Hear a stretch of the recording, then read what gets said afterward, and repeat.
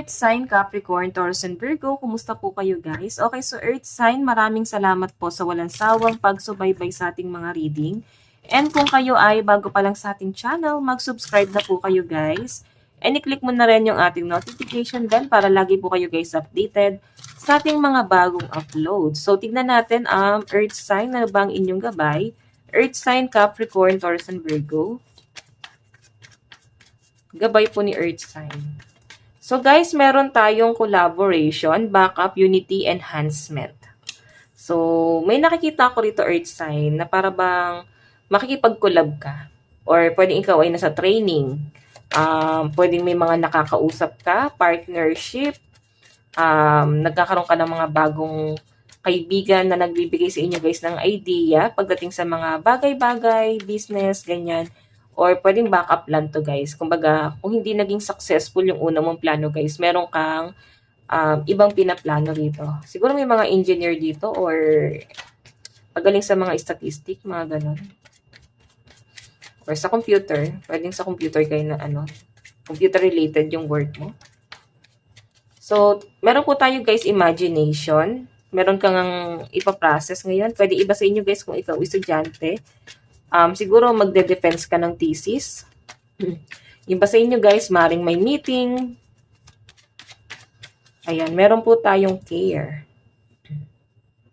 So guys, sa pinapakita sa akin dito, ngayon, para mabibigyan ka ng chance na makapag-unwind din.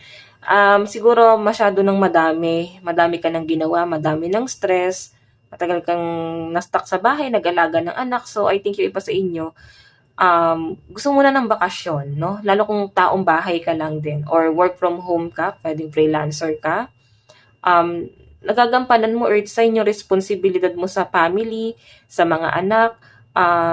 Ayan, no? Napaka-ano mo dito, napaka-hardworking mo dito. And, naibibigay mo yung affection sa family, guys. May time ka pa talaga na ibigay sa family mo yan. So, tignan pa natin, guys. Ngayon, nag-iisip ka dito nagpaplano ka or parang marketing yun nakikita ko. Baka nag-aaral ka marketing. Ayan. So, tignan pa natin, guys, pagdating naman sa love life mo. Sa love life naman po ni Earth sign. So guys, meron tayong 2 of Wands. Meron tayong Knight of Cups. Meron tayong 8 of Swords. Okay, meron tayong 6 of Pentacles. So guys, pagdating sa love life mo, sa pinapakita sa akin dito, meron nang nandiyan pero hinahanap mo pa rin yung pakiramdam sa iba. Nasa harap mo na yung taong gustong-gusto ka. Nag-aalay sa ng cup of love, may give and take.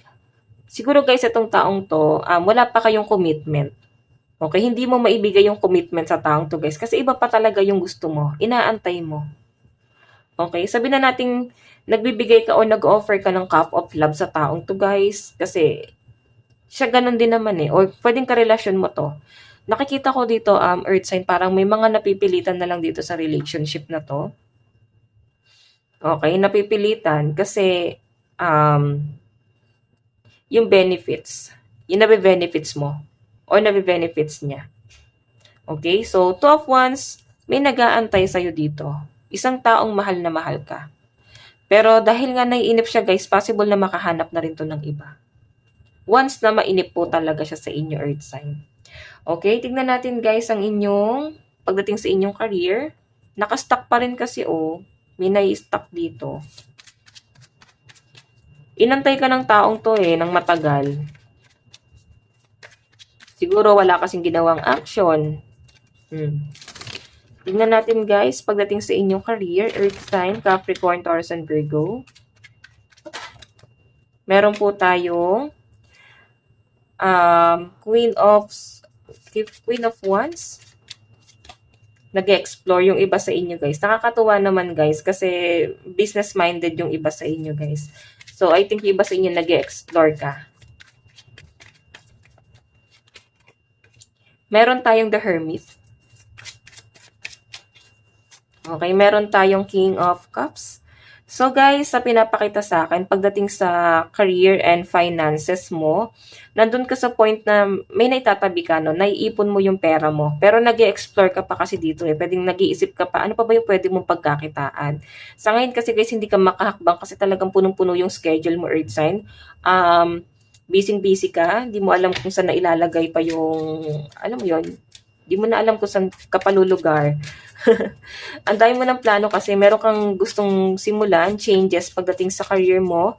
Pero sa pinapakita kasi sa akin Earth sign, dahil nga busy ka, di mo siya magawa. So, I think pag may free time ka naman guys, kinakatamaran mo nang gawin kasi pagod ka naman. So, kung sa career naman to guys, kung ikaw ay employer, so or employee, sa pinapakita sa akin guys, parang gusto mo naman din lumabas-labas pag day off mo, or pag nakalib ka sa work, pero hindi mo magawa guys eh. Kasi pag may free time ka nga guys, nakakatamaran mo na kasi mas pagod ka eh. Mas gusto mo na lang guys ng pahinga. Okay? So I think makakaramdam ka ng pagod or katamaran ngayong araw, lalo na pagdating sa trabaho. Parang ayaw mo muna mag-start ng trabaho ngayon. Pwedeng gusto mo na umabsent. Kung may business ka, parang ayaw mo na magbukas ng clinic, boutique, or kung ano man yung business mo, no? So, tingnan natin guys ang inyong love advice. So guys, meron tayong keep an open mind. Meron tayong forgiving and learning. May nakikita ko dito guys, pagpapatawad na maaaring magaganap guys. Ito nga oh, 'di ba? Nakikita ko dito guys yung isang tao na tumatalikod sa inyo.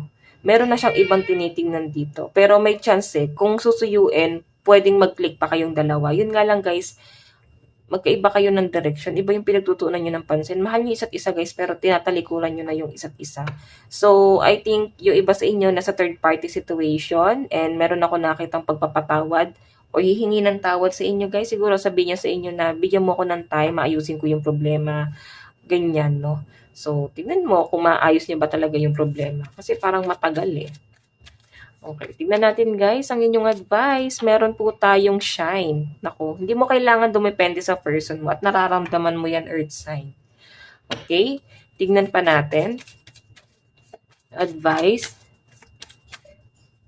Meron po tayong renewal. So, ang nakakatuwa guys sa energy mo, may mga bagay na pinagpapatuloy mo kahit frustrated ka na.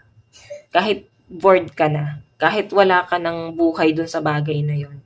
Tinutuloy mo lang ng tinutuloy guys. Kasi ginagawa mo yun hindi para sa healing mo. Ginagawa mo para sa healing ng ibang tao. Okay?